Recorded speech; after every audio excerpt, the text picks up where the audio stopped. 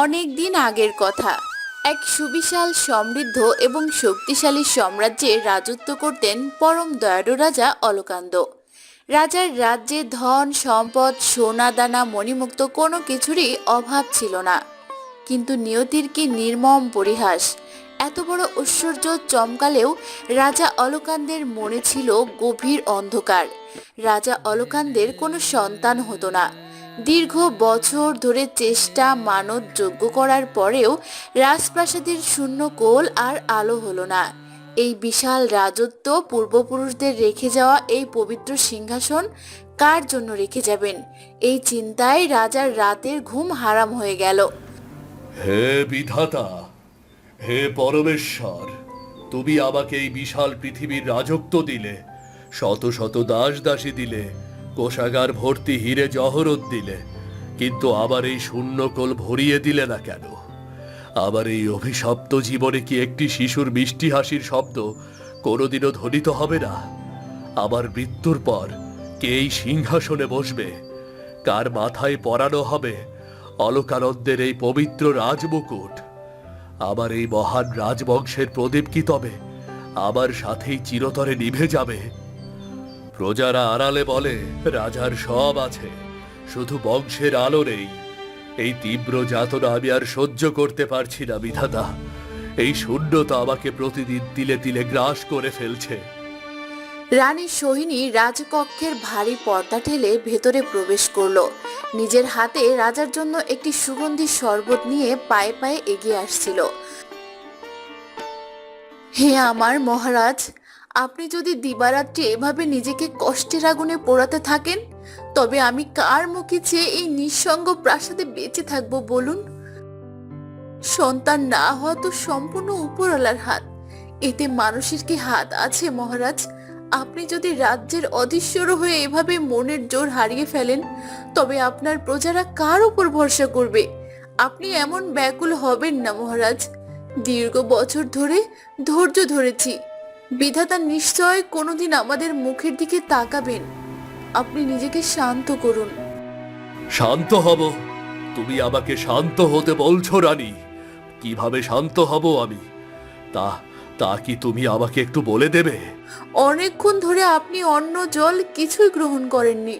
দয়া করে আমার অনুরোধ রাখুন, এই সামান্য শরবতটুকু পান করুন।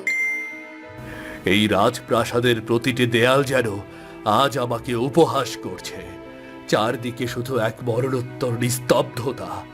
একটা ছোট্ট শিশুর অবুঝ কান্নার আওয়াজ এই প্রাসাদের কোনো কোণে কোনোদিনও ধ্বনিত হলো না। লোকে আড়ালে আমাকে নিয়ে কি বলে, সমাজে আমাদের এই রাজবংশের নিয়ে কি কুৎসা রটানো হচ্ছে, তা কি তুমি নিজের কানে শোনো না রানী? তুমি তো শুধু ধৈর্য ধরার কথা বলো, কিন্তু আমার ভেতরের আত্মা যে প্রতিদিন পুড়ে ছাই হয়ে যাচ্ছে, তার কি হবে? এই ঐশ্বর্য আজ আমার কাছে বিষের মতো মনে হচ্ছে। রাজার মনের অস্থিরতা কোনোভাবেই কমছিল না। ঠিক তখনই রাজপ্রাসাদে এক নতুন মোড় ঘটল। একদিন দুপুরে ঠিক সেই প্রাসাদের বাহির দিয়ে এক ফকির জাত হেঁটে যাচ্ছিল।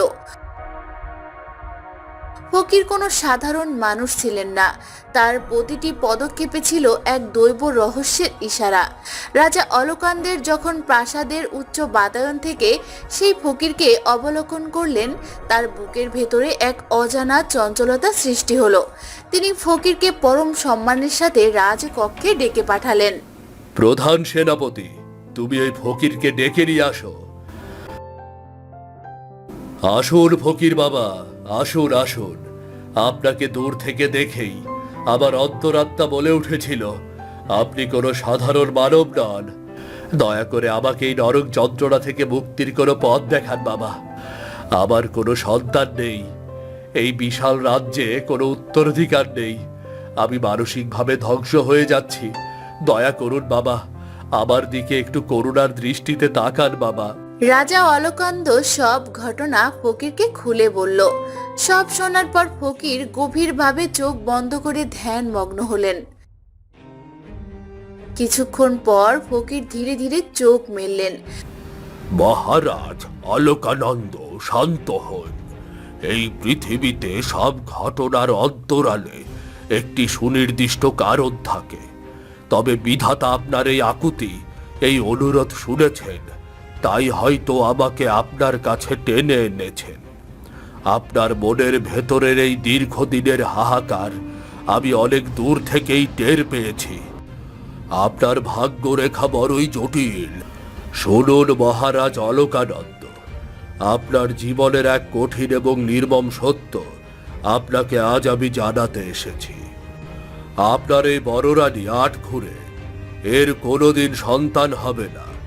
হ্যাঁ মহারাজ, আপনার এই প্রথমা পত্নী রানী সোহিনীর ভাগ্যকাশে কোনো সন্তানের যোগ নেই। আপনি যতই চেষ্টা করুন না কেন, এই বড় রানীর গর্ভে আপনার বংশের আলো কোনোদিনও আসবে না। এ কি বলছেন ফকির বাবা? এ কি সর্বনাশে কথা আপনি আমাকে শোনালেন?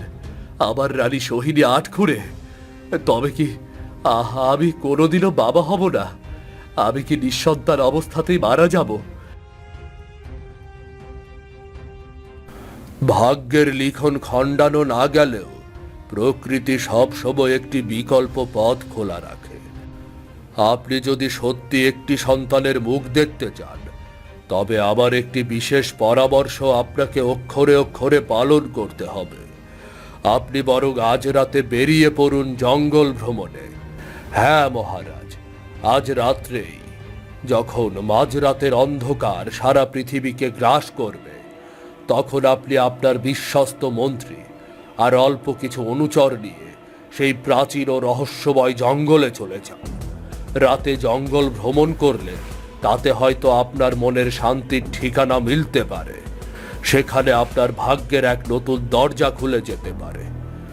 জঙ্গল ভ্রমণ গভীর রাতে? ঠিক আছে ফকির বাবা, আপনি যখন বলছেন, আমি আপনার কথা অবহেলা করব না। আমি আজ রাতেই মন্ত্রীকে সাথে নিয়ে সেই গভীর অরণ্যের উদ্দেশ্যে যাত্রা করব। আমার সন্তানের জন্য আমি যে কোনো ঝুঁকি নিতে প্রস্তুত। মন্ত্রী মশাই, আপনি এখনই নিজের কানে শুনলেন ফকির বাবা কি বলে গেলেন। কোনো কাল ক্ষেপণ করা চলবে না। আপনি দ্রুত সবকিছু করুন। আপনি আমার সবচেয়ে বিশ্বস্ত রক্ষী এবং প্রয়োজনীয় সামগ্রী প্রস্তুত করুন। হ্যাঁ, যে আজ্ঞে মহারাজ।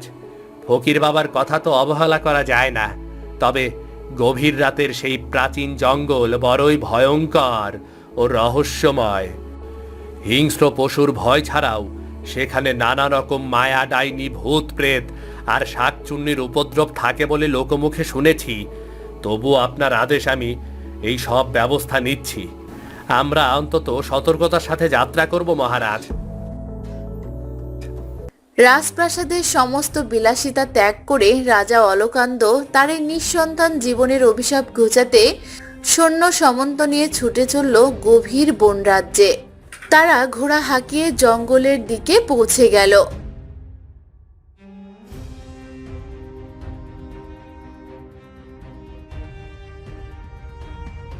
সেখানে চাঁদের স্নিগ্ধ আলোয় রাজার বুকটা আরো শূন্যতা বাড়িয়ে দিল।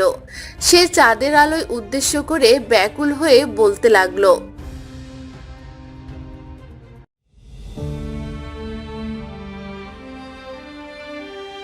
হে বিধাতা, কেমন পাপ করেছিলাম! এ জন্মে যে আবার কোনো সন্তানই দিলে না। কেন আমার কোল আজীবন শূন্য রাখলে? আমাদের এই রাজত্বের উত্তরাধিকার আমি কাকে বানাবো? কার হাতে আমি এই রাজমুকুট পরিয়ে দিয়ে যাব? সবাই বলে বড় রানী আটঘুরে, কিন্তু আমি তো তাকে অপরাধী মানতে পারি না। সে তো সরল, নিষ্পাপ।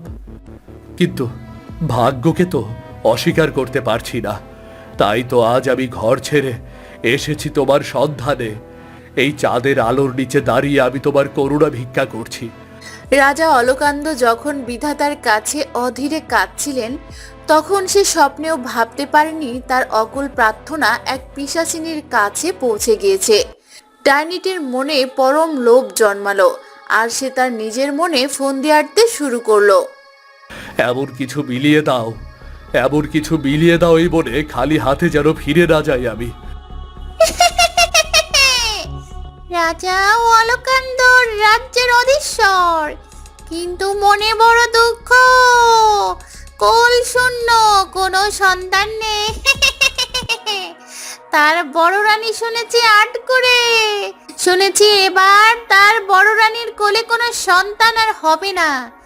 এটাই সুযোগ, এই সুযোগে মহারাজের রাজমহলে আমাকে ঢুকতে হবে। কিন্তু কিভাবে ঢুকবো আমি?